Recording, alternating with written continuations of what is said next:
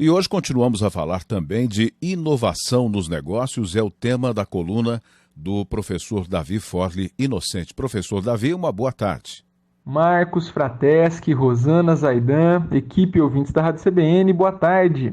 Mais uma vez aqui com a nossa coluna de liderança e carreiras. Hoje vamos conversar novamente sobre inovação nos negócios. Vou trazer um pouco de visão sistêmica aqui para a gente sobre a importância aí da inovação nos negócios, mas quero começar falando com os ouvintes aí sobre um conceito, uma frase que eu acho maravilhosa de um vice-presidente da Toyota, o Fujio Sho. A Toyota é uma companhia muito reconhecida como estimuladora contínua do desenvolvimento dos seus funcionários e do desenvolvimento da empresa a partir dos seus funcionários, né? Eles valorizam muito a inovação advinda da base das suas equipes. Então, assim, tem pesquisas que mostram que as empresas japonesas inovam 100 vezes mais com base nas sugestões de seus funcionários do que as empresas americanas.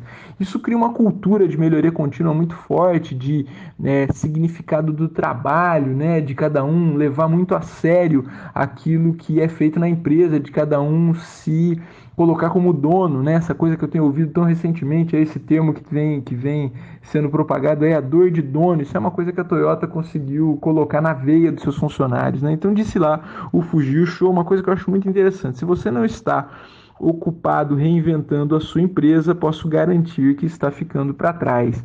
Isso nos nossos tempos de contínua inovação, de contínuos desafios, parece extremamente atual, né?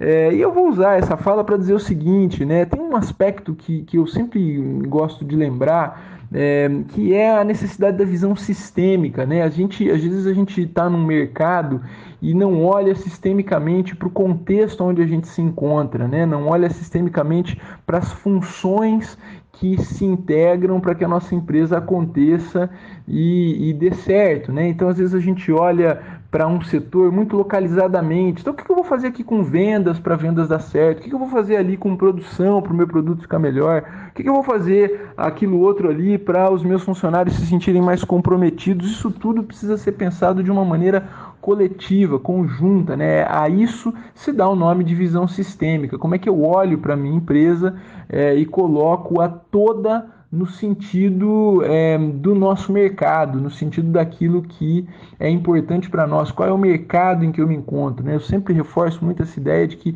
é muito importante a gente olhar para um mercado e ter a necessidade de dominá-lo. Então, olha que interessante, aqui tinha uma pequena loja ali na Oscar Freire, isso ali pelos anos 70, que estava com muita dificuldade de começar os negócios ali anos 70, né? Então você imagina concorrer com grandes empresas já estabelecidas. São Paulo sempre foi um mercado difícil e esses caras vendiam cosméticos, né? Então, nossa, mas como é que a gente vai se posicionar aqui? Tarará, o que a gente fala? Bom, primeiro encontraram um endereço interessante e aí falando o seguinte: olha, e se a gente inovasse na maneira com que nós nos apresentamos? Bem, a rua Oscar Freire é uma das mais importantes lá do centro de São Paulo. Então, de que empresa o senhor está falando aqui, professor Davi? Essa é a surpresa, né? Nós estamos falando da Natura. Naquele momento, ali em 1969, esses caras colocaram na placa da lojinha, na placa da farmácia, escrito o seguinte: consultoria personalizada em tratamento de beleza. Muito bem, e aí aquilo deu certo, as pessoas se interessaram. Pô, como é que é isso de consultoria especializada em tratamento de beleza?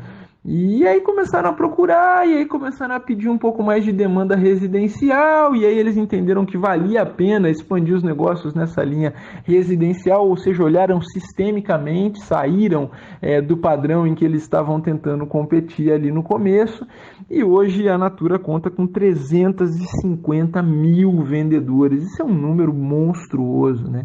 350 mil pessoas vendem Natura de porta em porta no Brasil hoje. Isso é uma coisa que demonstra aí a necessidade da gente estar sempre olhando para todas as áreas da nossa empresa e pensar o seguinte: como é que cada uma das funções, como é que cada uma das operações da minha organização funciona na mesma direção, tornando a gente mais relevante, mais importante para o mercado. É isso aí, pessoal. Semana que vem nos falamos novamente. Um abraço, boa semana. Obrigado ao professor Davi Forli Inocente pela participação e uma boa semana.